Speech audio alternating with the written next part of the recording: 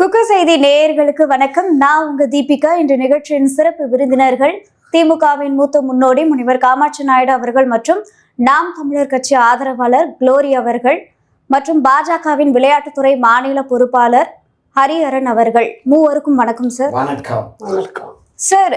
விஜய் அவர்கள் சொல்லியிருந்தாரு, திமுக கவர்மெண்ட் நடத்துறாங்களா இல்லைன்னா கண்காட்சி நடத்துறாங்களா அப்படின்ற ஒரு விஷயத்த முன் வச்சிருந்தாரு. நீங்க இந்த விஷயத்தை எப்படி சார் பாக்குறீங்க? அண்ணன் விஜய் அவர்கள் கேட்ட கேள்வியை நான் வரவேற்கிறேன். ஆட்சியால் கண்காட்சியான்னு விஜயன் என்ன பண்ணுறாரு அப்படின்ற ஒரு கேள்வியை நம்ம எழுப்ப வேண்டியது இருக்குது. நீங்கள் கட்சி நடத்துறீங்க, அலங்கோல காட்சியை நடத்திட்டு இருக்கிறார் அண்ணன் விஜய் அவர்கள். ஊருக்கு போய் சார் அந்த பொதுக்கூட்டத்திலே பாத்தீங்கன்னா பெரும் அளவுல மக்களுடைய ஆதரவு இருந்தது. பொதுக்கூட்டமா இல்லாம ஒரு மாநாடா இருந்தது. விஜய் கட்சி ஐயா விஜயின் ஒரு வார்த்தை சொன்னா பேசவே விட மாட்டாங்க. என்ன கருத்தினை உள்வாங்கல. ஒரு விஷயம் மேடம், அண்ணன் விஜய் ஒரு தனிநபராக நாங்கள் ரசிக்கிறோம். அவர் ஆட்டத்தை நாங்கள் ரசிக்கிறோம். அவர் நடிப்பை நாங்கள் வியக்கிறோம். அதனால் ஆட்சி அமைச்சிடலாமா? அவர் முதலமைச்சர் ஆக்கிடலாமா? மக்கள் சார்ந்த எண்ண ஓட்டங்கள் அண்ணன் மனதில் எந்த அளவு ஓடுது? மக்களுக்கு ஏதாவது பிரச்சனைனா அண்ணன் தான் ஓடுறாரு. இப்படிப்பட்ட நபரை நம்பி தமிழ்நாட்டை கொடுக்கலாமா? ஆல்ரெடி நம்மளை தெருவாக ஓட விடுற ஒரு கட்சிக்கு ஆட்சியை கொடுத்துட்டு நம்ம நிலைமை இன்னைக்கு என்னவா இருக்குது? நமக்கு ஒன்றும் புதுசு இல்லைங்க. அதாவது அவஸ்தைப்படுறதும், ஒரு எப்படி சொல்கிறது, மக்களை அழிவு நிலை கொண்டு போகிறதும், மக்களை இன்னலுக்கு ஆளாக்குறதும், மான மரியாதை சூடு சொரணை இல்லாமல் அந்த மக்களை மாற்றக்கூடிய வேலைகளை ஆல்ரெடி ஒரு அந்த மான ஈன சூடு சொரணை இல்லாதவங்க செஞ்சுக்கிட்டு இருக்காங்க. அதை பற்றி சம்மந்தமே இல்லாமல் பார்க்குறாரு பாருங்க. ஏன்னா இந்த டாபிக் அவங்க மக்களால் அவங்களுக்கு சம்மந்தம் கிடையாது, தமிழ்நாடுனால அவங்களுக்கு சம்மந்தம் கிடையாது. அவங்கள பொறுத்தவரையிலும் அவரும் அவர் சம்மந்தி குடும்பமும் ஒழுங்காக இருந்தால் போதுன்றது தான் அவங்க கட்சியோட நரேட்டிவ். ஆனால் விஜய் அவர்கள் எல்லா தலைவரும் கையில் எடுத்து அந்த ஒரு படத்தை வருமே, என்ன தானே ஓட்டு போட்டேன், ஆனால் சத்தியமாக ஒன்று தான் போட்டேன், இன்னொரு தலைவர் சொல்லுவான், ஆனால் சத்தியமாக என்னடா நான் கேட்ட ஏன்ட்ட போட்டேன்ற, நீ வாங்கின காசுக்கு தென்னை மரத்துல ஒரு குத்து. அந்த கதையா ஒவ்வொரு மீட்டிங்கும் போக போக போக ஒவ்வொரு தலைவர் ஆட் பண்ணிகிட்டே வராரு. இல்லை, கொள்கை தலைவர்களை தானே ஆட் பண்ணுறாங்க. இதில் என்ன தவறு இருக்குது? அவர் கொள்கை என்ன, ஊரில் உங்களை ஆட் பண்ணுறது கொடுங்க. உங்கள் மன ஓட்டம் என்ன, மக்களை சார்ந்த எண்ண ஓட்டம் என்ன? திமுகவை குறை சொல்லி பிஜேபி குறை சொல்லி ஒரு கட்சி ஆரம்பிச்சு முதலமைச்சர் அவன் சொன்னா ஆளும் கட்சியை தான் எல்லாரும். ஆமா, ஒரு விஷயம் இருங்க, ஆளும் கட்சியை நீங்க குறை சொல்லலாம். பர்சனல் ஐடென்டிஃபிகேஷன் ஒன்று இருக்குல்ல, ஐடென்டிட்டின்னு ஒன்று இருக்குல்ல. இப்போ சீமானன் கேளுங்க, அவர் ஒரு 10 விஷயத்த பேசுவார். திமுகவை கேளுங்க, செய்யறாங்களா இல்லையா பலூன் விடுவாங்க, நான் அத்தை செய்வேன் இத்தை செய்வேன். ஒரு விஜய் எதை பேசுறாரு? விஜய் எனக்கு அரசியல் எதிரி யார், எனக்கு கொள்கை எதிரி யார், இதை தாண்டி எதை பேசுறாரா? சினிமா வாசனத்தை எழுதி கொடுத்தா இந்த டைலாக் மாடுலேஷன் பேசுவாங்க பாருங்க, அதே மாதிரி மாடுலேஷன் ஏற்ற இடத்துல ஏற்றி பேசுறாரு, இறக்கத்துல இறக்கி பேசுறாரு. எனக்கு பயம் இல்லை பயம் இல்லை பயம் இல்லைன்னு ஒரு குரலில் திமுகவுடைய வாக்குறுதின்னு சொல்லி இந்த நதி இணைப்பு திட்டம் அதெல்லாம் பேசியிருந்தாரு இல்லையா? அப்ப அது அரசு. ஆமா, ஒரு வினாடி. இப்போ சீமானன் இருக்காரு, இப்போ அக்கா இருக்கிறதுனால சொல்லலை, எவ்வளோ வருஷமா கட்சி நடத்தி வராரு, இந்த மக்களுக்காக இப்போ ஒரு தளத்தில் பேசி கொண்டு இருக்கிறாரு. கருத்தில் நமக்கு 1000 முரண்பாடுகள் இருக்குது, அது வேறு. நீ மக்கள் களத்தில் இருக்கக்கூடிய ஒரு நபர், அவர் அங்கங்கே மீட்டிங் போட்டு பேசிக்கொண்டே இருக்கார் அந்த மக்களுக்காக. ஒரு பிரச்சனைனா போய் பார்க்குறாரு, ப்ராக்டிகாலிட்டி வரும். பிஜேபி எல்லாரும் இருட்டடிப்பு செய்து நாங்கள் மட்டும் தான் இருக்குன்னு சொல்கிறதுக்கு நாங்கள் ஆள் இல்லை. ஏன்னா நாங்கள் தாவேக்கா இல்லை. தாவேக்காவுடைய செயல்பாடு என்னமா? நீ ஒரு 2 கட்சி கையில் எடுத்துக்கிட்டீங்க. ஒரு கட்சி மாநிலத்தில் ஆளுங்கட்சியாக இருக்குது, ஒரு கட்சி மத்தியில் ஆளுங்கட்சியாக இருக்குது. இவன் தான் என் எதிரி, எல்லாம் ஓட்டு போட்டுருங்க பாயின்னு போனால் எப்படி ஒருத்தவங்க ஓட்டு போடுவாங்க? அது மட்டுமே நான் முடிச்சிடுறேங்க. ஒரு கட்சி நடத்துகிறாங்க. இப்போ சீமானன் கட்சிக்கு 1000 அதிருப்திகள் 1000 நம்ம முரண்பாடுகள் பேசினாலும் களத்தில் இருக்காங்க. அப்போ அக்கா போன்ற பேச்சாளர்கள் வந்தால் நம்மளாம் நீ உட்காந்து பேசுகிறோம், டிஸ்கஸ் பண்ணுறதுக்கு ஒரு வேல்யூ இருக்குது. இப்போ ஐயா கட்சி ஒன்றுத்துக்கு பெறாத கட்சியாக இருந்தாலும் ஏதோ ஒரு மக்கள் களத்தில் 50 வருஷமா அக்கா இருக்காதீங்க அக்கா பாவம் அண்ணன் ஃபீல் பண்ண போகிறாரு, அது ஒன்றுத்துக்கு லாய்க்காத கட்சி தான். ஆனாலும் அந்த தளத்தில் 50 ஆண்டு காலமாக ஏதோ ஒன்றுங்க நல்லதோ கெட்டதோ சும்மாவாவது ஒரு டான்ஸ் ஆடுவாங்க. அங்கே குழந்தை குரலி வித்தை காட்டுது பாருன்னு ஒரு வித்தியாவது காட்டுவாங்க. சின்ன மீனை போட்டு பெரிய மீனையாவது பிடிச்சாங்க. அந்த மீன் பிடிக்கிற வேலையாக தெரியும் இவங்களுக்கு. இவங்க என்ன பிடிக்கிறாங்க, நம்ம காக்கா பிடிச்சிட்டு இருக்காங்க, இது வேலையாங்க? ஒவ்வொரு மாநிலத்துக்கும் போகிறாங்க, மாநில சார்ந்த விஷயங்கள் ஏதாவது தெரியுதுங்களா? இப்போ ஒரு ஊருக்கு போகிறாங்க, இப்போ நான் ஈரோடுக்கு போகிறாங்க, நான் தான் தலைவர். ஒரு அடிப்படை ஒரு விஷயம் ஃபீல் பண்ணி பேசணுங்க. லவ்னா அப்படியே லவ் பார்க்குற, ரொமான்ஸ்னா ரொமான்ஸ் பண்ணுற, படத்தில் அழுவுதுன்னா அழுவுறல்ல, அது நிஜத்தில் செஞ்சுட்டு போயேன். தனக்கு வர்றதானே பண்ண முடியாது. மக்களை பற்றியான என்ன ஓட்டங்கள் அந்த ஒரு சீரியஸ்லி இல்லைங்க. அவர் சீரியஸாகவே அவர் இல்லை. ஸ்டில் அண்ணன் விஜய் அவர்கள் கேரவன் பாலிடிக்ஸ் தான் பண்ணுறாரு. கிரவுண்ட் எங்கேயா பார்த்துருக்கீங்களா? அவரை கேரவனுக்குள்ளேயே இருப்பார். அவர் கேரவனுக்குள்ளே உட்காந்து கையாட்டுறது இன்னும் பெரிய சாதனை போல் அவர் நினைக்கிறாரு. ஒரு 5 தலைவர்கள் என்ற பேரில் 5 பேர் என்ன பின்புலத்தை வந்திருக்காங்க சொல்லுங்கள். ஆதவர்ஜனோட பின்புலம் என்ன தொழில் பண்ணுறாரு சொல்லுங்கள். இப்போ அண்ணனை கேட்டால் அவர் கட்சி கெட்ட கட்சி, அவர் நல்லவர், அவர் ஒரு முனைவராக இருக்காரு. இப்போ அக்கா இருக்கிறாங்க, அவங்க கட்சி மேலே 1000 முரண்பாடு இருந்தாலும் ஒரு பெண்ணாக இந்த அளவு வந்து ஒரு சமுதாயத்தில் ஈடுபடுறாங்க, வாழ்த்தக்கூடிய விஷயம். எங்கள் கட்சி நல்ல கட்சி, நானும் நல்லவன். இப்படி பெரிய இல்ல அக்கா ஒரு நிமிஷம் இருங்க, அது மக்கள் சொல்லுவாங்க. நாங்கள் சொல்றது ஒண்ணுதான். அடிப்படையிலே கட்சியில் இருக்கக்கூடிய தலைமையில் இருக்க ஆளுங்க மூஞ்செல்லாம் பாருங்க, ஒவ்வொருத்தரும் மூஞ்சும். இவங்களாவது நம்ம பதவியை கொடுத்து நம்ம பதவியை கொடுத்து நம்ம ரோட்ல நிக்கிறோம், அவங்க இன்னைக்கு மாட மாளிகையில் இருக்காங்க, நம்மகிட்ட திருட்டுனான்னு ஒரு இண்டெக்ஸ் இருக்கு, கரெக்டா இல்லையா? தாவேக்காவோட நிலைப்பாடு என்ன? அங்க இருக்கக்கூடிய ஆட்கள்லாம் யாரு? அவருடைய தொழில் என்னன்னு தெரியுமா உங்களுக்கு? உங்ககிட்டயும் மொத்த குறையும் வச்சுக்கிட்டு நீங்க கட்சியில பொறுப்பு போடுறவங்ககிட்டே காசை வாங்கிக்கிட்டு உங்க மாவட்டத்தில் அழுகுறாங்க, எங்க காசு கொடுத்தாதாங்க பொறுப்பு போடுறாங்க. இவ்வளவு ஒரு பணம் பணம் பணம் எந்த திமுகவை நம்ம விரட்ட நினைக்கிறோமோ அதே விரட்டக்கூடிய கான்செப்ட் தான் தாவேக்கா செய்து. சார் இந்த மாதிரி வந்து நடக்குதுன்னு நீங்க தான் சொல்றீங்க, ஆனா தாவேக்கா சார்பா யாரும் வந்து இந்த மாதிரி நடக்குதுன்னு வெளியே சொல்லலையே. இப்ப திமுக பெரிய ஊழல் பெருசா இல்லைங்க, அண்ணன் சொல்லுவாரா இவங்க மத கலவரத்தை தூண்டி குளிர்வாங்க, ஆமான்னு சொல்லிடுவாங்களா? மாதிரிதான் இவங்க வந்து போவாத ஒரு வழி தேடுவாங்க. இவங்க நம்ம என்ன சொல்லுவாங்க, அப்படியே கிடையாது, ஏற்கனவே நடந்த வழியை இருக்கும். அத தம்பி ஒண்ணு சொன்ன மாதிரி கேரவன் பாலிடிக்ஸ் பண்றாரு விஜய் அப்படின்னாரு. தம்பிக்கு சொல்றேன், தம்பி அவருக்கு உயிர் பயம், கேரவனை விட்டு கிரௌடுக்குள்ள வந்தாருன்னா அவரே உயிரோட திரும்ப போக மாட்டாரு, பிச்சு பிடிங்க எடுத்துருவாங்க, அதெல்லாம் அவர் அதான் பண்ண முடியும். ஒரு விஷயம் மேடம், இன்டரப்ஷன் இல்லாம சொல்லிடுறேன். திமுகவிற்கும் தாவேக்காவிற்கும் என்ன வேறுபாடு? மக்கள் எல்லாம் கேட்கணும். தமிழ்நாடு மக்களுக்கு கமெண்ட்ஸ் நிறைய பேர் காமாட்சி ஐயாவை என்னையும் போட்டு திட்டுறாங்க, என்னைய வருஷத்துக்கு இப்போ நீ என்னடா அதை பண்ணிட்டியாடா, விஜய் பத்தி தெரியுமாடா உனக்கு, அதெல்லாம் விட்டுருங்க பிரதர். எல்லாருக்கும் கேட்கக்கூடிய ஒரே வேண்டுகோள், என்ன கொள்கை சித்தாந்தங்கள் வேறுபட்டிருக்கீங்க? நீங்க திமுக செய்யாததை, பாரதிய ஜனதா கட்சி செய்யாததை எதை செய்யறேன்னு சொல்லி வர போறீங்க, அதை பேசுங்க. இன்னொன்னு, ஒரு கட்சி எது மூலமா கட்டமைக்கப்படணும் சொல்லுங்க. திமுகவை நீங்க கழுவி ஊத்துங்க, நாம் தமிழர் கழுவி ஊத்துங்க, பாஜகவை கழுவி ஊத்துங்க, நாங்க வாங்கிக்கிறோங்க.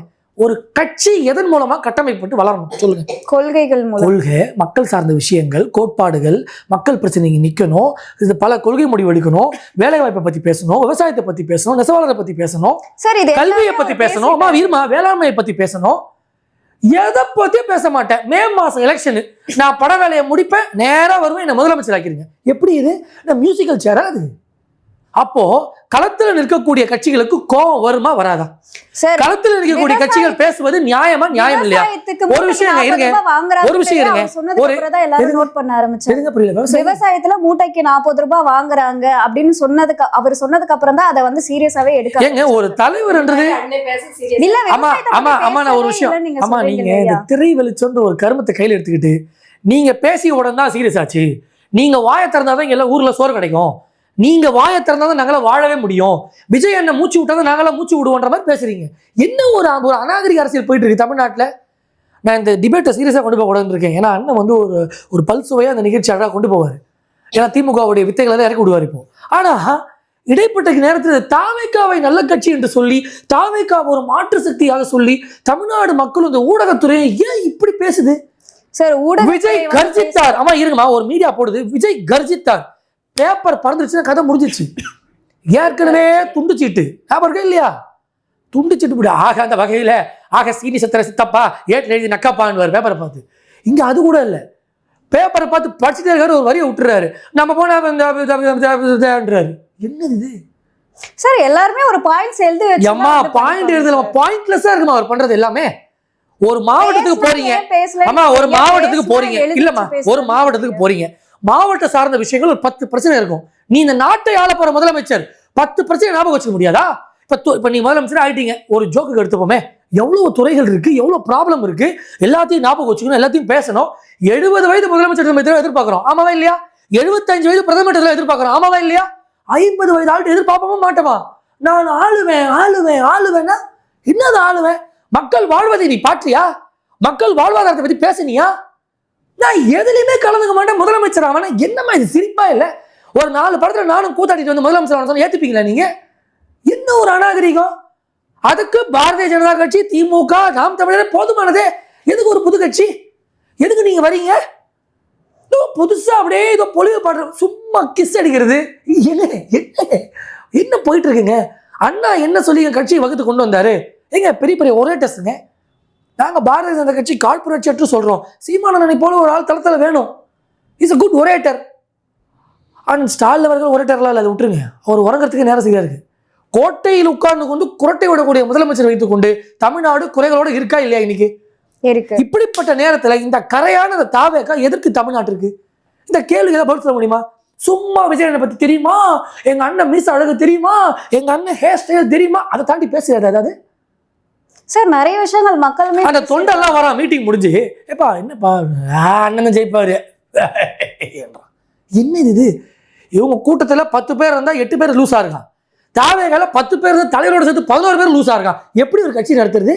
அப்ப தாவேகாவுடைய தொண்டர்கள் எல்லாம் பைத்தியங்கள் லூசுன்னு சொல்றீங்க நீங்க? அம்மா நான் ஒன்னே சொல்றேங்க, தனி மனித தாக்கத்திலே பாரதிய ஜனதா கட்சி ஒருபோதும் செய்யாது.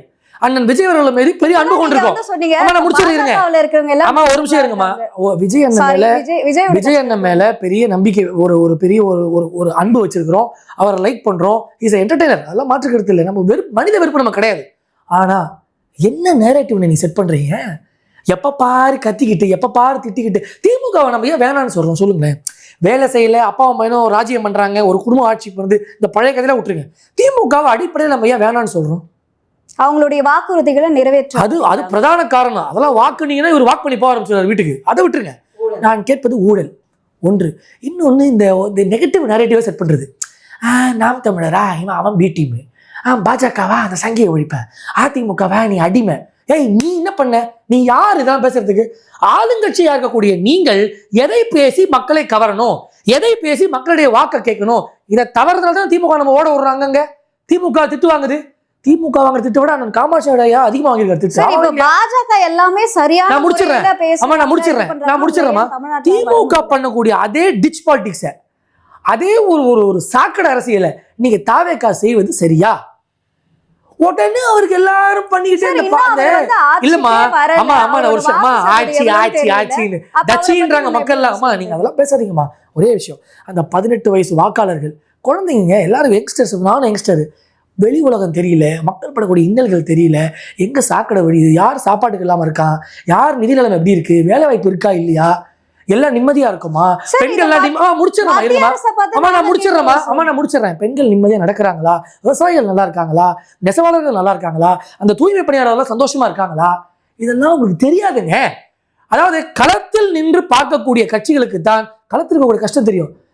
இவன் கலவரம் பண்ணக்கூடிய கட்சி, கட்டப்பஞ்சம் செய்யக்கூடிய கட்சி, கபடிகர செய்யக்கூடிய கட்சி, இவங்களுக்கு ஒண்ணும் தெரியாது. இல்ல தமிழகத்துக்கு கொடுக்க வேண்டிய நிதி முதல்ல மத்திய அரசு வந்து ஆமா எந்த நிதி கொடுக்கல. நீங்க என்ன நிதி கொடுக்கல? ஆமா எல்லா நிதியும் அப் டு டேட் சரிங்களா, எல்லாம் கொடுத்தாச்சு.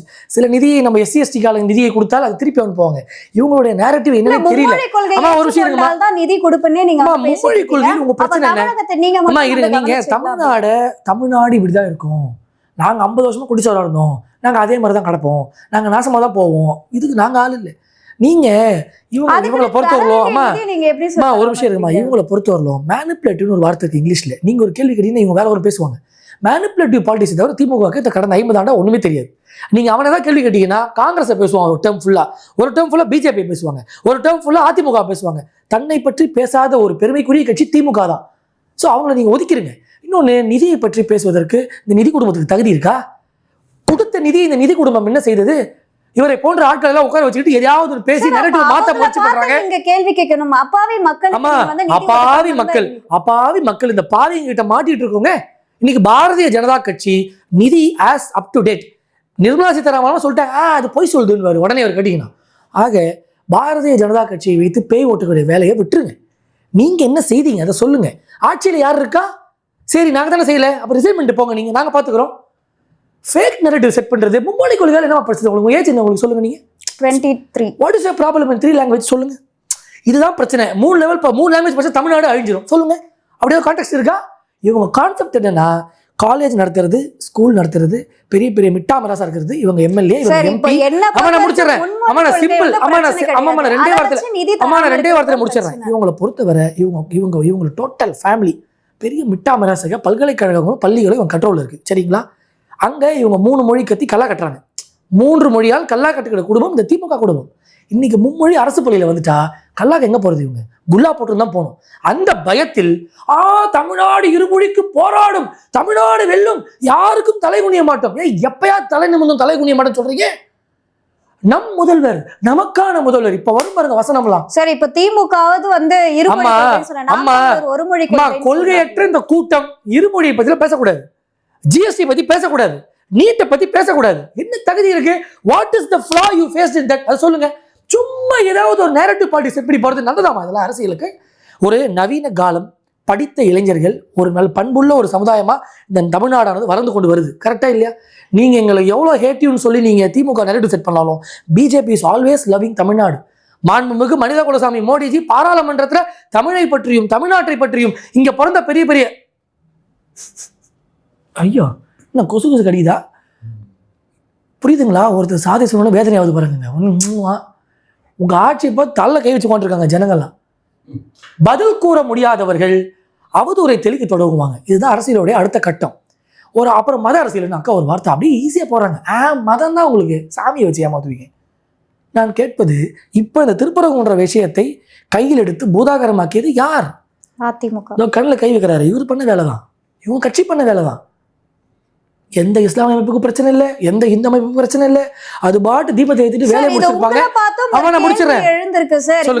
இந்த தேர்தல் வரக்கூடிய நேரத்துல ஏன் வந்து இந்த வருஷம் மட்டும் தீபம் மேலே ஏற்றணும்னு கேக்குறீங்க? இதுக்கு முன்னாடி எங்க போறீங்க அப்படின்ற ஒரு கேள்வி வருது. நாங்க இதுக்கு முன்னாடி பிரான்ஸ்ல இருந்தோம், இல்ல நேத்து தமிழ்நாடுக்கு வந்தோம். ஏமா என்னம்மா கேள்வி இதெல்லாம்? அதாவது அந்த டிஸ்பியூட் பல ஆண்டுகளா நீங்க அதோட இல்ல அதோட வேறு தெரியாம நீங்க ஏதோ சொல்லக்கூடாது. திமுக பேச்சு கேட்டு வரீங்களோ, இவரதான் வீடியோ அனுப்பிச்சு விட்டாரா? அதெல்லாம் பேசக்கூடாது.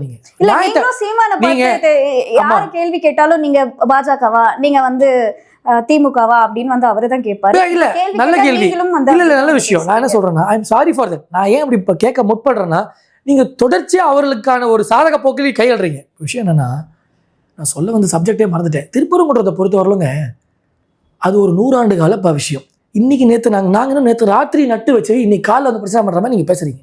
அது 100 ஆண்டு கால விஷயம். திமுக அதற்குள் வந்தது ஏன்? அதை படிக்கல் என்று சொல்வது ஏன்? இன்னொன்று, நாம் தமிழரை சேர்ந்த நெடுமாவனம் கார்த்திகை ஒருத்தர் இருக்கிறார், இளைஞர் பாசறை நிர்வாகி ஒருத்தர். அவர் சொல்றாரு, நீ கலவரத்தை பண்ணுவ, நீ அந்த தீபத்தை ஏற்றி அந்த மசூதியை கொடுத்துவ, இப்படிலாம் பேசலாமா?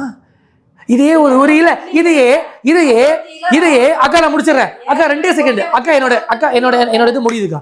2 நிமிஷம் முடிச்சிடறேன்.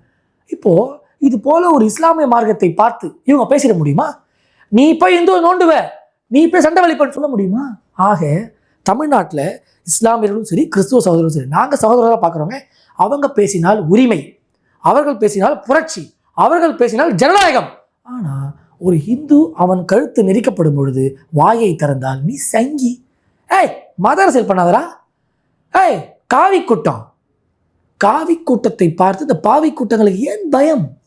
ஹிந்து என்று சொன்னால் ஏன் வெறுப்பு? நாங்கள் சொல்வது ஒரே நேரட்டிவ்ங்க. லாஸ்டா சொல்றது ஒரே ஒரு நல்ல கருத்து. திமுகவும் அதிமுகவும் சரி, இல்லை திமுகவும் நாம் தமிழரும் சரி, இல்லை திமுகவும் தாவேக்காவும் சரி, இவர்கள் எல்லாம் ஒரு காம்பினேஷன்ஸ். பாரதிய ஜனதா கட்சி 11 ஆண்டு காலமா இந்த இந்திய நாட்டை ஆளுது. தொடர்ந்து 3 ஆண்டு மேண்டேட். இது வரல வரலாற்று யாரை பெற்றது பார்த்திருக்கீங்க நீங்க? இன்னைக்கு எல்லாமே வாழும் தந்தையாக மாண்புமிகு ஐயா மோடிஜியை பாக்குறாங்க. ஏன் வாக்குச்சீட்டு நான் கேட்கிறேன், இவங்க சொல்றாங்க வாக்கு திருட்டு பசங்க அங்கங்க ஓட்ட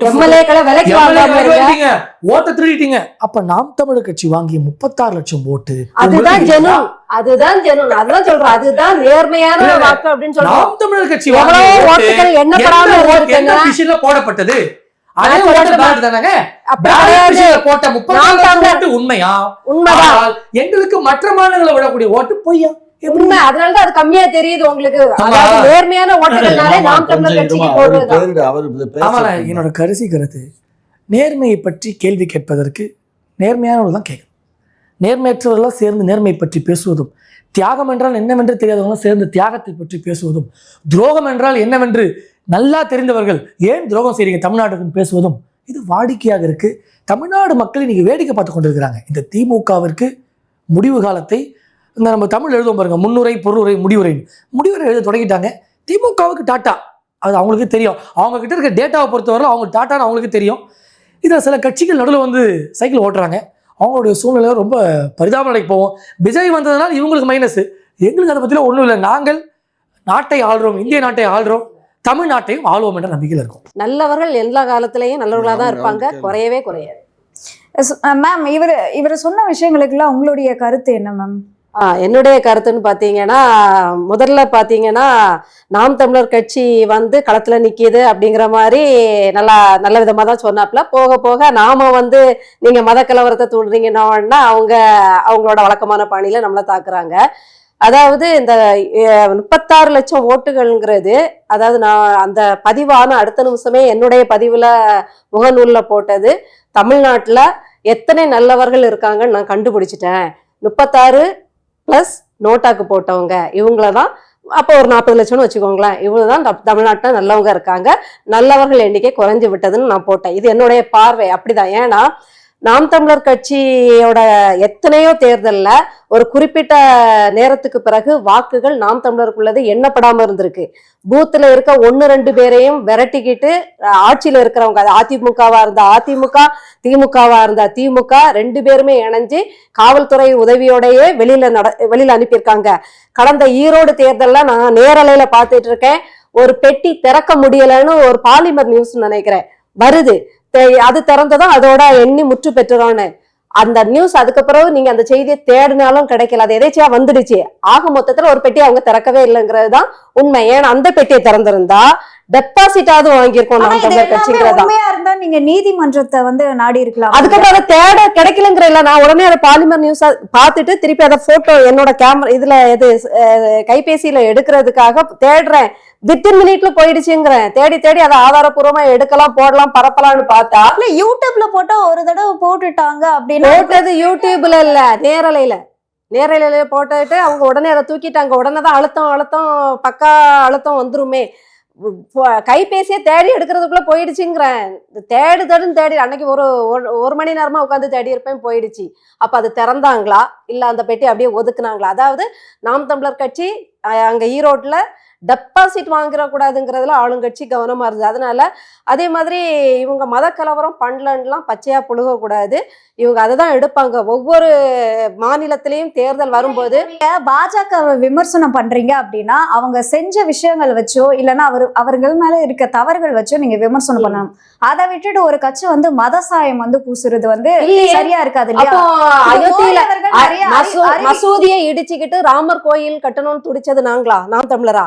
போய் கொடி ஏத்தி அதை உடைச்சி நாம் தமிழர் கட்சி பிள்ளைகளா போய் அங்க போய் உடைச்சி கொடியை ஏத்தி வச்சுட்டு வந்தாங்க. இந்திய அரசியலமைப்பு சட்டம் சொல்லுது, குறிப்பிட்ட சுதந்திர தினம் பெற்ற பிறகு எங்கெங்க என்ன மத வழிபாடுகள் என்னென்ன ஆலயங்கள் இருந்ததோ அதை தொடக்கூடாதுங்கிறது சட்டம். நீங்க எப்படி அப்போ வந்து இது முன்னாடி இங்க வந்து ராமர் தூங்கிட்டு இருந்தாரு, முன்னாடி சீதையோட இவர் குடும்பம் நடத்திட்டு இருந்தாரு அப்படின்ட்டு நீங்க எப்படி நீங்க அதை சொல்லி கிளைம் பண்ணுவீங்க? அப்ப நீங்க சட்டத்துக்கு புறம்பா ஒரு பிரதமரோட அதுதான் மேம். இப்போ அவங்க வந்து தேர்தல் நேரத்துல நிறைய வாக்குறுதிகளை கொடுத்திருந்தாங்க. இந்த வாக்குறுதிகள்லாம் நீங்க நிறைவேற்றினீங்களா அப்படின்னு சொல்லி அரசியல் அவர்களை பார்த்து வந்து அது மட்டும் தான் அரசியல். மத வச்சு இந்த மதத்தை பற்றி பேசுவதும் மத கலவரம் செய்யறாங்க, மத அரசியல் பண்றாங்க. அப்போ நியாயப்படி அவங்க தலைவர் ஒரு இஸ்லாமிய மதம் சார்போ கிறிஸ்துவ மதம் சார்ந்த நிகழ்ச்சிகள் போக கூடாது. மத நம்பிக்கை மத எல்லாத்துக்குமே தான் போறாரு. நீங்க இந்த கோயிலுக்கு கூப்பிட்டாலும் அவர் வருவாரு. இந்திய அமைப்பு கிறிஸ்தவ அமைப்புகள் வந்து நீங்க எங்களுக்கு பேசுங்க, தெளிவுபடுத்துங்க. அதாவது நீங்க வந்து எங்களுக்கு எதிரானவங்கன்னு நிறைய பேர் நினைச்சிட்டு இருக்காங்க, அப்ப தெளிவுபடுத்துங்க வராரு. இஸ்லாமிய அமைப்புகள் வந்து அவரை அழைக்குது, ஆனா உங்களை வந்து எங்களுக்கு எதிரானவங்க நினைச்சிட்டு இருக்காங்க, அதனால வாங்கன்னு. இந்துக்கள் யாரும் நினைக்கல அவரை எதிரானவர்னு. நினைக்கிறவங்க யாரு? கிறிஸ்தவங்களும் இஸ்லாமிய மக்களும் தான் அவரை வந்து நமக்கு எதிரானவங்க நினைக்கிறாங்க. அதனால வாங்கன்னு கூப்பிடுறாங்க, போறாரு. இந்து கோயில போய் அவரு வந்து இப்போ காஞ்சிபுரத்துல இந்து கோயிலுக்கு தானப்பா போனாரு, பரிவட்டம் எல்லாம் கட்டி முதல் மரியாதை எல்லாம் எடுத்துக்கிட்டாரு அவரு. நான் தெளிவா சொல்றேன், இப்போ கொஞ்சம் தேர்தல் பணிக்காக அண்ணன் அடிக்கடி சந்திச்சு நம்ம அந்த நிர்வாக குழுல இருந்து அவரோட எண்ணங்களை நம்ம கவனிக்கிறதுனால சொல்றேன், அவர் எந்த மதத்துக்குள்ளேயும் வரமாட்டார். மத சார்பின்மைக்கு எடுத்துக்காட்டு அண்ணன் அவங்க மட்டும்தான். ஏன்னா இந்துக்கள் செய்யற தப்பையும் பேசுவாரு, கிறிஸ்தவங்க செய்யற தப்பையும் பேசுவாரு, முஸ்லிம்கள் செய்யற தப்பையும் பேசுவாரு. இந்த 3 பேருக்கு அநியாயம் நடக்கும்போது போய் நிற்கவும் செய்வாரு. அவரை நீங்க ஒரு மதத்துக்குள்ள சமூகத்துக்குள்ள, அதாவது ஜாதிங்கிற இதுக்குள்ள அடைக்கவே முடியாத ஒரு நபர்னா அது அண்ணன் சீமான் அவர்கள் தான். அதை நான் தெளிவா, அதாவது நிறைய இடங்கள்ல நான் அதை கவனிச்சதுனால உறுதியாவே சொல்றேன், அவர் எந்த மதத்துக்குள்ளேயும் வரமாட்டாரு. தப்புனா தப்பு, அது நீ எவ்வளவு பெரிய கும்பனா இருந்தாலும் சரிதான். தப்ப உறக்க தைரியமா சொல்லுவாரே தவிர யாருக்கு சாதகமாகவும் அவர் பேசவே மாட்டாரு. நாம பிஜேபி சொல்றதெல்லாம் அவங்க குறிப்பிட்ட ஒரு பிள்ளையார் கோயில் சதுர்த்தினா வேணும்னே இந்த தெருவுக்குள்ள போகக்கூடாதுன்னா அந்த தெருவுக்குள்ள போறாங்க. அப்ப நீங்க செய்யற நடவடிக்கை இதுதான் முரண்பாடுடைய தொடக்கம். இதுதான் இந்த தெருக்குள்ள போவாங்க. ஏன்னா அந்த தெருக்குள்ள போகும்போது சண்டைகள் வந்திருக்கு. அதனாலதான் அதை அவாய்ட் பண்ணுங்க, தவிருங்க அப்படிங்கிறாங்க. நான் போகக்கூடாதுன்னு நாங்க சொல்லலைங்க. அரசாங்கம் ஒரு கணக்கு வச்சு அதை என்ன சொல்லுது, இந்த தெருவுக்குள்ள போனா பிரச்சனை வரும், போகாதீங்க அப்படின்னு சொல்றாங்க.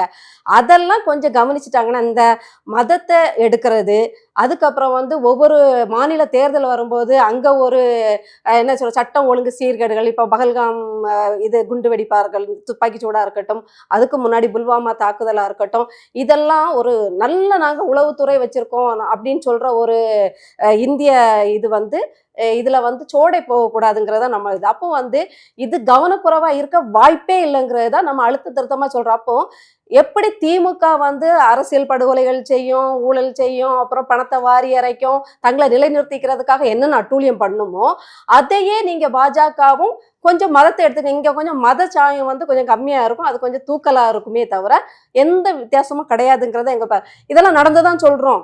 இந்த தாக்குதல்கள்லாம் நடக்காம இருந்திருந்தா நாம பேச போறது இல்லை. இப்ப இவங்க நம்பிக்கைக்குரியவங்களா நடந்திருந்தா, இந்து முஸ்லிம் மக்களுக்கு ஒரு முஸ்லிம் கிறிஸ்தவங்களுக்கு பாலமா மத சார்பின்மையை காட்டி இருந்தா மோடி அவர்களையும் நம்ம வாழ்த்திட்டு தான் போவோம். நல்ல பிரதமர்னு சொல்லதான் செய்வோம். நமக்கு தேவை நல்ல தலைவர்கள் தான். அவங்க நல்லா இல்லாம போறனாலதான் நாம விமர்சனம் வைக்கிறோம். அதுக்கு மாற்ற நாங்க எங்க நாட்டை நாங்க பாத்துக்கோங்க, நீங்க எங்க வேணாலும் பிரதமரா இருங்க அப்படிங்கிற போக்குல நம்ம பேசுறோங்கிறத நான் தெளிவா சொல்றேன். சார், இதை பத்தி உங்களோட கருத்து சார்? இல்ல, ரெண்டு பேரும் இப்ப பேசிக்கிட்டதை பரஸ்பரமா பேசிக்கிட்டாங்க, பாராட்ட வேண்டியதுதான். ஆனால் திரு வழக்கறிஞர் அவர்கள் எக்கி எக்கி பேசினார். திக்கி திக்கி பேசாமல் சரமாரியாக ஏதோ நீதிமன்றத்தில் தன்னுடைய ஆர்கியூமெண்ட்டை பதிவு பண்ணுற மாதிரி பதிவு பண்ணார். ஆனால் அதில் ஒன்று கூட உண்மை இல்லை. எல்லாமே என்னன்னா பேசுகிறது பூரா திராவிட முன்னேற்ற கழகத்தை குறை சொல்கிறாரு. நேற்றுக்கு நடந்த சமாச்சாரம், மகாத்மா காந்தி 100 நாள் வேலை திட்டம், அதுக்கு பேரை மாற்றிட்டாங்க. அது பேரை மாற்றினது மட்டும் இல்லாமல் இப்போ நேற்று ராத்திரி 12 மணிக்கு மேலே இரவோடு இரவோ அதை சட்ட முன்னோடியும் ஆக்கிட்டாங்க. அதில் என்னன்னா ஏற்கனவே இப்போ இவங்க ஒன்றிய அரசு மாநில அரசுக்கு ஒரு அமௌண்ட்டு கொடுக்கும் அந்த வேலை திட்டத்தில். இப்போ என்ன ஆச்சுன்னா அதுலேருந்து இன்றைக்கி 3800 கோடி குறைஞ்சி போச்சு. அந்த 3800 கோடி இப்போ மாநில அரசு தலையில் விடியுது. புரியுதுங்களா? இப்படித்தான் எதை எடுத்தாலுமே ஏட்டிக்கு பூட்டியாக பண்ணி, ஒரு மகாத்மாங்கிறது யார்? இந்த தேசத்துக்கு விடுதலைக்காக பாடுபட்ட ஒரு நல்ல மனிதர். அவரை தான் சுட்டு கொன்று விட்டீங்க கொலகார கூட்டம். இப்போ மறுபடியும் அவர் பேரில் இருக்க அந்த திட்டத்தையும் கொன்று அதையும் மாநில அரசு தலையில் சுமத்தி, இதெல்லாம் என்னையா அது? இந்த அநியாயம் பண்றதுக்குன்னே பிறந்து வளர்ந்தவங்க தான் பாரதிய ஜனதா. இது மட்டும் இல்ல, பாரதிய ஜனதா எந்த காசு நாங்க கொடுக்கலைங்கிறாரு. எந்த காசு நீங்க கொடுத்தீங்க? எனக்கு அந்த மகாத்மா காந்தி பேர் எடுத்ததுக்கு இந்த மகாத்மா கோவம் வருது. அந்த ஸ்கீம்ல கொடுத்த பணத்துல எவ்வளவு ரூபாய் கொள்ளடிச்சிருக்காங்க தெரியுமா? அது இதெல்லாம் தவறான பேசக்கூடாது. காட்டுவோமா? பல்வேறு குற்றச்சாட்டு இருக்கு. அதுக்கு முன்னாடி எல்லாம் வேலை அதிகமா வச்சாங்க. இப்ப 100 நாள் கூட வைக்க மாட்டேங்கிறாங்க. அதுக்குள்ளேயே அந்த நாட்கள் அடக்கி இங்க பாரு, அதெல்லாம் சம்பளம் எல்லாம் கொடுக்கலன்னா நீங்க போய் அப்படி கிராமத்து பக்கம் போங்க, அந்த அக்காமார்களும் தங்கைமார்களும் பாஞ்சு இன்னும் காசு போடல. அது காசு வரல. நம்ம காசுலதான் மாநில அரசு பொனநாயகன் படம் ரிலீஸ் பண்ணது இல்ல. ஒன்றிய அரசுல இருந்து வர வேண்டிய காசும் வரல. இப்ப அதுவும் வராது. இப்ப முன்ன நமக்கு அவங்க 40% 30% என்னமோ கொடுத்தாங்க. இப்ப 20 ஆமா கமிஷன் இப்ப 20-22% தான் தர்றாங்க. நான் தான் சொல்றேன், இன்னைக்கு இப்ப நியூஸ்ல வந்துருச்சு எல்லாமே. ஆகையினால ஒன்றிய அரசு மாநிலங்களை பழி வாங்குற எண்ணத்துல தான் நடக்குது. கூட்டாட்சி தத்துவங்கிறதே இந்த மூதேவிகளுக்கு தெரியாது. மத்திய அரசு கிட்ட போய் சில விஷயங்களை சேர்க்கறதுக்காக தான் 40 MP. அதை ஏமா அதான் எதிர்ப்பு தெரிவிச்சு பார்லிமெண்ட்ல பேசி வெளிநடப்பு பண்ணி ஒத்திவைப்பு தீர்மானம் எல்லாம் கொண்டுட்டு வந்து அவங்கள்ட்ட மெஜாரிட்டி இருக்குல்ல. உனக்கு தெரியுமா தெரியாதா? என்ன பாராளுமன்றம் 40 பேருன்றீங்களே, எல்லாம் சின்ன வயசுல என்ன மாதிரி நல்லா முடியும் போது போனது. அவங்களோட வளர்ச்சி என்னன்னு கேட்டீங்கன்னா வெளியே இப்போ வரும்போது எல்லாம் இந்த மாதிரி இருக்கு, அவ்வளவுதான். இதை தாண்டி ஒண்ணுமே இல்ல முன்னாடி பஜ்ஜியும் டீயும் குடிச்சிட்டு இருந்தாங்க, இப்ப கொஞ்சம் ஃபாரின் ஸ்டைல்ல பர்கர் சாப்பிட்டுட்டு வருவாங்க. இவங்களுக்கு என்னன்னா இவங்களுக்கு நம்ம மெஜாரிட்டி அங்க இல்ல, நம்ம மைனாரிட்டி கட்சியா அங்க சும்மா இல்லையா, ஆகையினால மைனாரிட்டியா சார் நம்ம மெஜாரிட்டி இல்லன்னு சொல்றதுக்காக ஒரு ஆளு போனாலும் அழுத்தம் கொடுக்கணும். அது உனக்கு தெரியுமா? நீ அது பார்லிமெண்ட்ல நடந்ததை பார்த்திருக்கணும். அங்க என்ன சண்டை போட்டாங்கன்னு தெரியுமா? இந்த சமாச்சாரத்துக்கு பயங்கர சண்டை போட்டு எல்லாமே பண்ணியாச்சு. ஏன்னா அவங்கள்ட்ட மெஜாரிட்டி, அதான் ராத்திரி 12 மணிக்கு தீர்மானத்தை நிறைவேற்றுறாங்கன்னு நான் சொல்றேனா இல்லையா? சும்மாரியா வேலை இங்க பாரு, 100 நாள் வேலை வாய்ப்பு திட்டத்துல எந்த விதமான ஊழலும் நடப்பதற்கு வழிவகை இல்லை. அந்த எந்த ஒரு பெண்ணும் 100 நாள் வேலை பார்த்துட்டு அந்த அம்மாவுக்கு பணம் வரலைன்னா விட்டு வச்சிருமா, மாதம் மாதம் அந்த அம்மாவுக்கு பணம் வரணும், மாசம் மாசம் பணம் ஆகையினால இதெல்லாம் வாய் புளிச்சதோ மாங்காய் புளிச்சதோன்னு பேசுற பேச்சுக்கள். ரெண்டாவது, ஒன்றிய அரசு ஏதோ புண்ணியம் பண்ண போப்பாண்டவர் மாதிரியும் மற்றவங்க எல்லாம் கம்சன் மாதிரியும் இவங்க கதையை அப்படி ஜோடனை பண்றாங்க. ஆனா மக்கள் சொல்றாங்க 2 பேருமே மாத்தி மாத்தி கொள்ளையடிச்சிட்டு இருக்காங்க. ஆமாமா, நாங்க கொள்ளையடிச்சு வச்சிருக்கோம், எங்க கொள்ளையில மாங்கொள்ளையில இருக்கு, நீ போய் தோண்டி எடுத்துட்டு வா. இவங்க கொள்ளையடிச்சு வச்சதாவது தோண்டி எடுக்கிறாங்க, இவங்க கொள்ளையடிச்சு வச்சதாவது நீட்டா அக்கௌண்ட் ஃபேர் பண்ணி கொண்டு வந்துட்டாங்க. பேங்க் அக்கவுண்ட்ல 6 லட்சம் கோடி இருக்கு. இப்ப இன்னைக்கு ஸ்டேஜ்ல இவங்களுக்கு 6 லட்சம் கோடி இருக்கு. எல்லாமே திமுக ரைடுல எடுத்ததுங்க. அதான் இந்த சின்ன கொள்ள கூட்டத்துக்கிட்ட இருந்து கொள்ளை அடிச்சிட்டு போறது. கேள்வி, ஒரு ஆளுங்கட்சி 50 வருஷம் இருக்காங்களே, எதனா மக்கள்னு ஒரு வார்த்தை, திட்டம்னு ஒரு வார்த்தை வாயில வந்தது பார்த்தீங்கன்னா, துட்டு 30%, அது 1 லட்சம் ரூபாய், இது ஒரு 44 கோடி, அது ஒரு 4000 கோடி, பணம் பணம் பணம். அதை தாண்டி ஏதோ பேச்சு சும்மாரியா.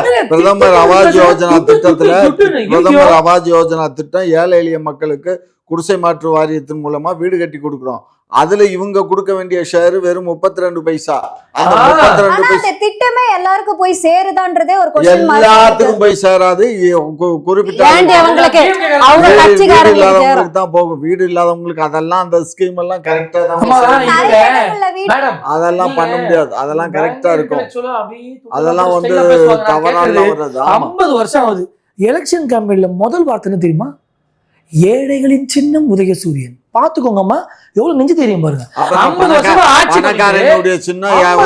ஆட்சி பண்ணிட்டு ஒரு நாட்டை ஏழையா வச்சிருக்கிற இவர்கள் ஏழைகளின் சின்னம் உதயசூரியன் போட்டா எவ்வளவு? ஊபியில உங்க ஆட்சி நடக்குது, ராஜஸ்தான்ல உங்க ஆட்சி நடக்குது, மாப்பில நடக்குது, டெல்லியில நடக்குது, இதெல்லாம் நடக்குது. இப்ப அங்க என்ன புடிங்கிருச்சு, அவன் பூரா அங்க வேலை வெட்டி இல்லாம சாப்பாட்டுக்கு வழி இல்லாம தமிழ்நாட்டுல வேலை பார்த்துக்கிட்டு இருக்க. என்னமோ என்ன பேசிட்டு இருக்க? உங்களுக்கு மானம் மரியாதை ரோசம் இருந்தா கைத்த போட்டு தொங்குங்கய்யா. உங்க அரசு, நான் ஒன்றிய அரசும் சரி மாநில அரசுகளும் சரி, எங்கேயும் என் மாநிலத்துல இருந்து வேலை தேடி போல லேபர்.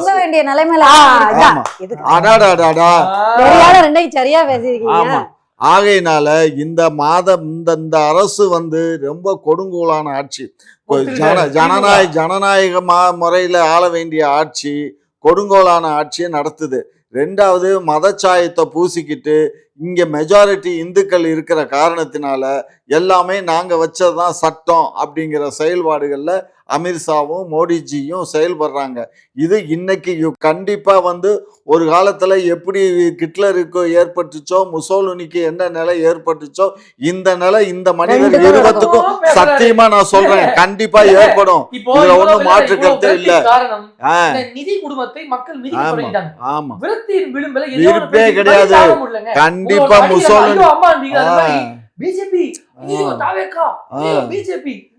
இது முசோலினிக்கு ஏற்பட்ட நிலை தான் ஏற்படும். அவங்களுக்கு எங்க திமுக எதுக்கு ஏற்படுது? உன்னுடைய பாரதிய ஜனதா கட்சின்னு சொல்லி ஒரு சனியன் டெல்லி ஆண்டுகிட்டு இருக்குல்ல, அந்த சனியன் இன்னைக்கு பேப்பர்ல ஒரு இது போட்டிருக்கான். அந்த இது கட்டுறதுக்கு 2000 கோடி ஆயிருக்கான். எது? பார்லிமெண்ட் கட்டடம் கட்டுறதுக்கு 2000 கோடி. இவர் விமான போக்குவரத்துக்கு வந்து கிட்டத்தட்ட 18,000 கோடி என்னமோ ஆயிருக்கு. இப்படி ஒவ்வொன்றும் வரிசையா போட்டிருக்கு. ஒன்றிய அரசு இவங்க ஆட்சிக்கு வந்ததுல இருந்து இத்தனை லட்சம் கோடி செலவு பண்ணிருக்காங்க அப்படின்னு. என்ன புடுங்கி இருக்கீங்க? என்னையா புடுங்குறீங்க? சோமாரியா எல்லாம் 2 கோடி மக்களுக்கு வேலை வாய்ப்பு தரோம்னா எந்த மக்களுக்கு வேலை கொடுத்த? 14 லட்சம் ரூபாய் அக்கௌண்ட்ல போடுறோம்னா எங்க போட்ட? என்ன 5 லட்சம்? யாருக்கு? யார் சொன்னாங்க? காணொளி இருக்கு. தெரிஞ்சிருந்தா நான் எடுத்துட்டு வந்திருப்பேன். இருக்கு சாட்சாத் இருக்கு. அதனால நீங்க எல்லாம் பேசும்போது நான் வாய் திறந்தேனா? எதுக்கு நான் பேசும்போது பேசுறீங்க? அப்ப என்ன பதிவு பண்ண விடாம இன்டர்ஃபை பண்ற. அப்ப இதுல இருந்து உங்களுடைய யோக்கியதை என்ன, உங்க அறிவு என்ன? அறிவுபூர்வமா பேசுங்க ஐயா. ஏதோ பேசினாலும் சரி. இவ்வளவுதான் நடந்துச்சு, விடுங்க. தாவேகா எங்களை தான் குறி வச்சு பேசுது. உங்களை பத்தி ஒன்றும் பெருசா ஒன்றும் அழட்டிக்கிறல. ஏன்னா இப்பதான் உங்களுக்குள்ள ஒரு லிங்க் வரப்போது. அவரை வந்து முதலமைச்சர் கேண்டிடேட்டா அப்படி சொல்ல முடியாது. மறுபடியும் அவர் வந்து சொல்லியிருக்காரு, கொள்கை எதிரி வந்து பாஜக, அரசியல் எதிரி.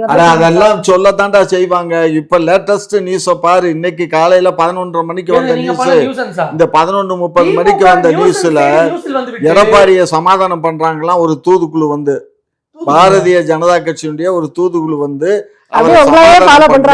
அந்த சமாதானத்துல நீங்க வந்து முதலமைச்சர் கேண்டிடேட்டா அவரை வச்சோம்னா நம்ம திமுகவை அழிச்சிட முடியும். நீங்களும் நானும் நின்றா இங்க ஓட்டு நம்ம வர முடியாது, எதிர்கட்சி வரிசையில் கூட வர முடியாது, தாவேகா வந்துடும். அதனால தாவேகாவை சேர்த்து வைப்பேன், அவர் முதலமைச்சர் கேண்டிடேட்டா இருக்கட்டும், நீங்க வேணா துணை முதலமைச்சரா இருங்க அப்படின்னு சமாதானம் பேசுறதுக்கு ஒரு குழு வந்திருக்கு. அது இது எடப்பாடி அவர்களுக்கு தெரியுமா? எடப்பாடி ஏமா அவர்கிட்ட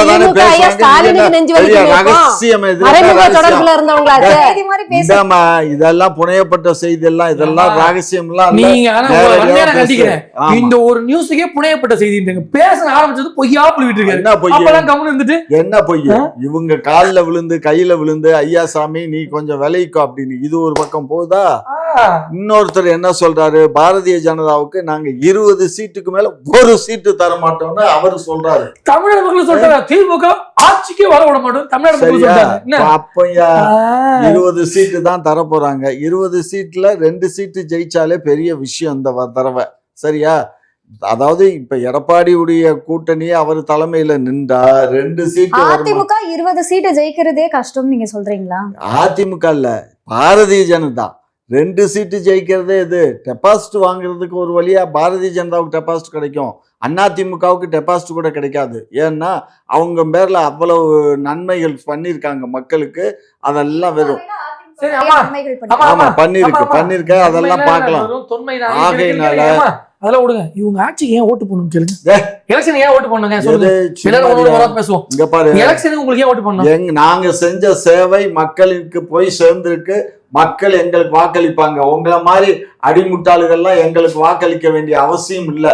எங்களுக்கு கல்வி கற்ற மக்கள், நல்ல அறிவு மக்கள், அறிவுபூர்வமான மக்கள் எங்களுக்கு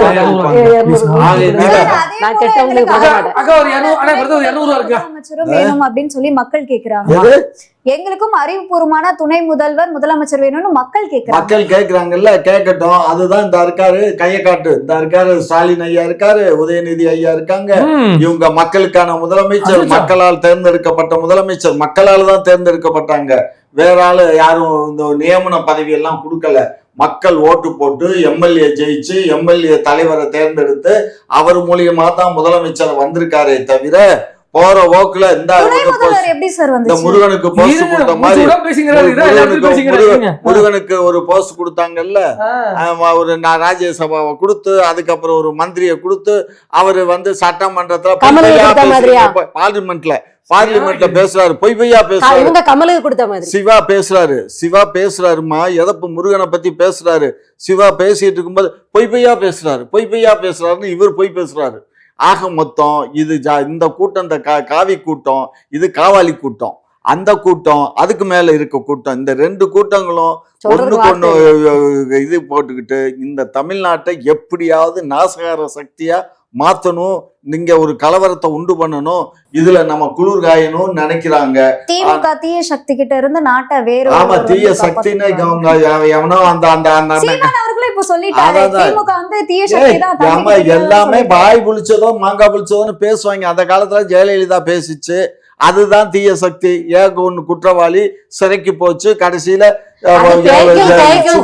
நிரூபிக்கப்படாத குற்றவாளிகள் அப்படின்னு சொல்றேன். ஊழல் நிரூபிக்கப்படாத குற்றவாளிகள் அப்படின்னு சொல்றாங்க. யாரு? நாங்க எங்க பேர்ல ஊழல் இருந்தா தானே நிரூபிக்க. ஊழல்னா என்னன்னே தெரியாது. ஊழல்னா என்னன்னே திமுக 20 கோடி எந்த நாய் சொன்ன அந்த நாய் பாரு.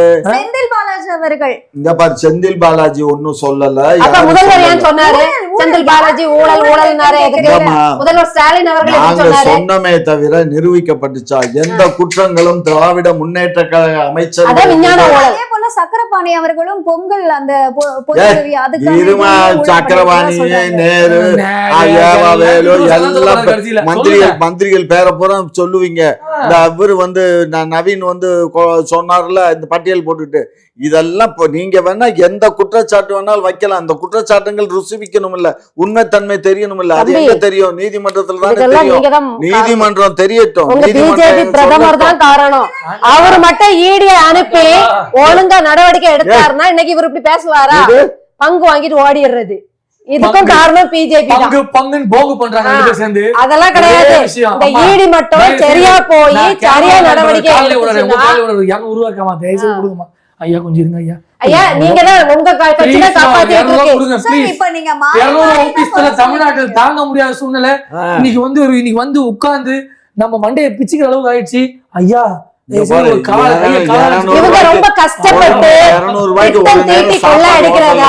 உட்கார்ந்த இடத்துல சுருட்டிட்டு போற ஈடி மூலமா ஈடிங்கிற ஒரு பூச்சாண்டியை அனுப்பி வசூல் ராஜாவை அனுப்பி உட்கார்ந்த இடத்துல சம்பாதிக்கிறது பாஜகவோட இது.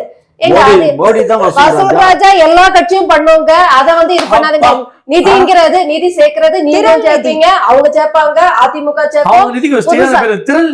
ஆமா அது தப்பு இல்ல. அது சட்டத்துக்கு புறம்பா பண்றதும் கிடையாது. இன்னைக்கும் அது இணையதளத்துல வரவு செலவு எல்லாமே அது இருக்கிறது. அது தவறான இதே கிடையாது.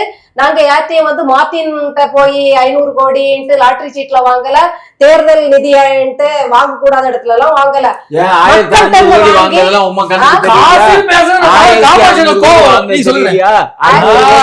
அததான் நீங்க கஷ்டப்பட்டு கொள்ளாடி நீங்க சொன்னீங்க இல்லையா 6 லட்சம் கோடி உங்க பேங்க்ல இருக்குது, அதுல 4 லட்சம் கோடி திமுக கொள்ளையடிச்சது விடாதீங்க.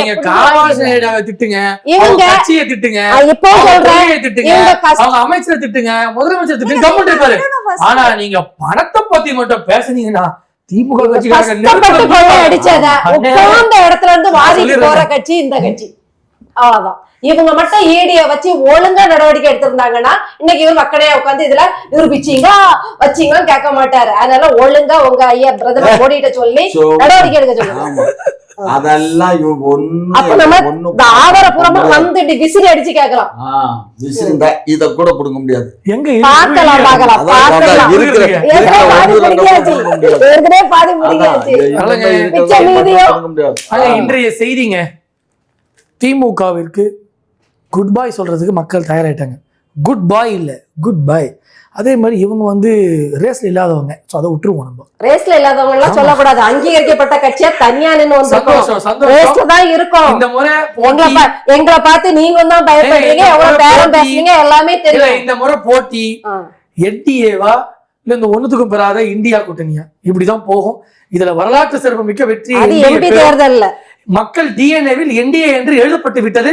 அதனால என்ன அறைகோல் விட்டாலும் அதெல்லாம் அரை காசுக்கு பிரயோஜனமற்று போகும் என்பது ஒரு கருத்து. உங்களோட நேரத்தை ஒதுக்கி பல்வேறு கேள்விக்கு விளக்கம் அளிச்சிருக்கீங்க, அதற்கு நன்றி. நன்றி.